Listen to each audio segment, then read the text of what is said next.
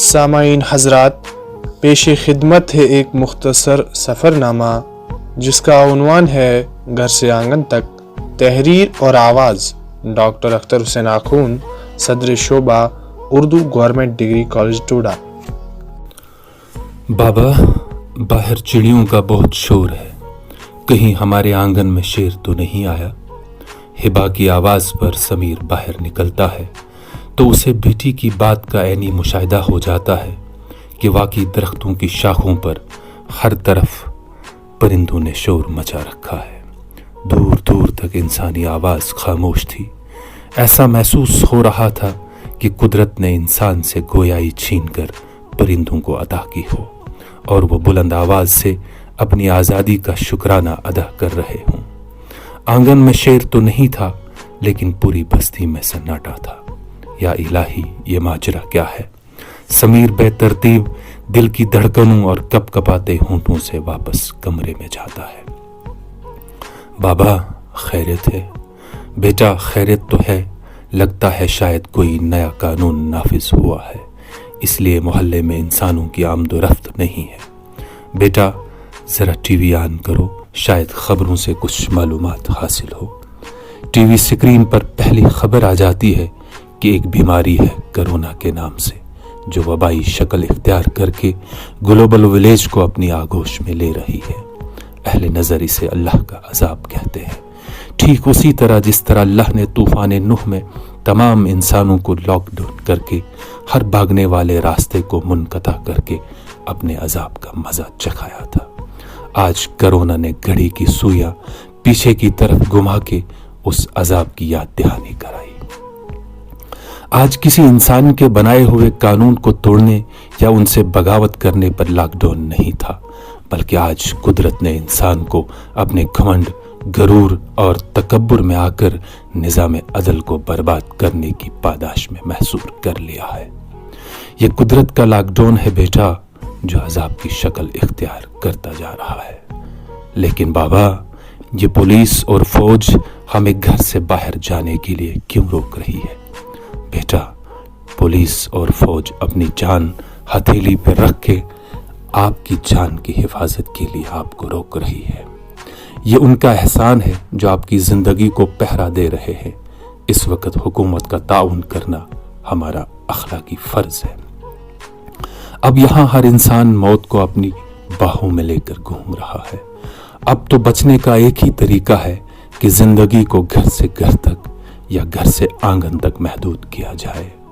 وہ کسی نے کہا تھا کہ میں مرتے مرتے بچ گیا، لیکن اب ایسا محسوس ہو رہا ہے کہ بچتے بچتے مر جاؤ گے۔ بابا، اب تو ایسا محسوس ہو رہا ہے کہ وقت رک سا گیا ہے۔ ہاں بیٹا، یہ جو کچھ ہو رہا ہے، انسان کی آنکھ صرف اس کا ظاہر دیکھ سکتی ہے۔ ہو سکتا ہے آنے والے وقت میں قدرت نے دنیا کو آسمانی کتابوں کے ذریعے ایک نئی تہذیب، ایک نئی سیاسی، سماجی، معاشرتی اور اقتصادی سوچ عطا کرنی ہو۔ علامہ اقبال نے بہت پہلے کہا تھا، سبق پھر پڑھ صداقت کا، عدالت کا، شجاعت کا، لیا جائے گا تجھ سے کام دنیا کی امامت کا۔ بابا، انسان تو چاند اور مریخ پر بستی بسانے کا دعویٰ کر رہا ہے۔ اسے تو اپنی ٹیکنالوجی اور ترقی پر بہت ناز ہے۔ وہ تو چند سیکنڈوں میں انسانی بستی کو خاک میں ملا دیتا ہے۔ پھر یہ معمولی کیڑا؟ ہاں بیٹا، یہ معمولی کیڑا جب اللہ کا سپاہی بن جاتا ہے تو پھر بڑے بڑے نمرود اس کے سامنے بے بس ہو جاتے ہیں۔ اسی معمولی کیڑے نے نمرود کے تکبر و غرور کو ناک میں گھس کر خاک میں ملا دیا تھا۔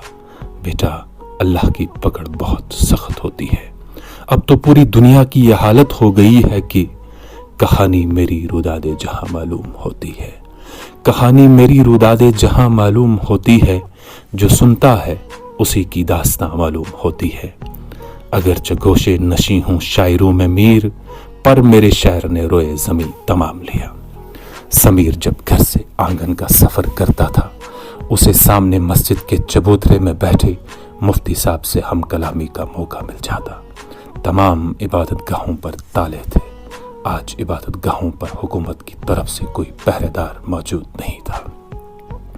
آج قدرت کے سپاہی عبادت گاہوں کی دہلیز پر کھڑے ہو کر انسانوں کو اندر داخل ہونے سے روک رہے ہیں، شاید یہ احساس دلانے کے لیے کہ تیرا دل تو ہے صنم آشنا، تجھے کیا ملے گا نواز میں۔ سمیر چبوترے پر بیٹھے مفتی صاحب سے پوچھتا ہے، کیا یہ کرونا اللہ کا عذاب ہے؟ ہاں سمیر بھائی، یہ انسان کے اپنے ہاتھوں کی کمائی ہے۔ خیر اور شر میں سے جو بھی راستہ انسان اپنانا چاہے، اللہ وہ راستہ کھول دیتا ہے۔ سمیر مفتی صاحب کی خدمت میں یہ مشورہ پیش کرتا ہے کہ ابھی ہماری بستی کو اللہ مہلت دے رہا ہے، کیوں نہ ہم اپنے اپنے گھروں میں اپنے اہل خانہ سمیت ایک مقررہ وقت پر تمام بستی کے لوگ ایک ہی وقت میں اجتماعی توبہ کریں، شاید اللہ اس بستی سے یہ عذاب ٹال دے۔ سمیر بھائی، مشورہ تو آپ کا بالکل صحیح ہے، میں قوم کے بڑے لوگوں سے مشاورت کر کے آگاہ کروں گا۔ جی مفتی صاحب، آپ کے فیصلے کا انتظار رہے گا، مگر اللہ کے فیصلے سے پہلے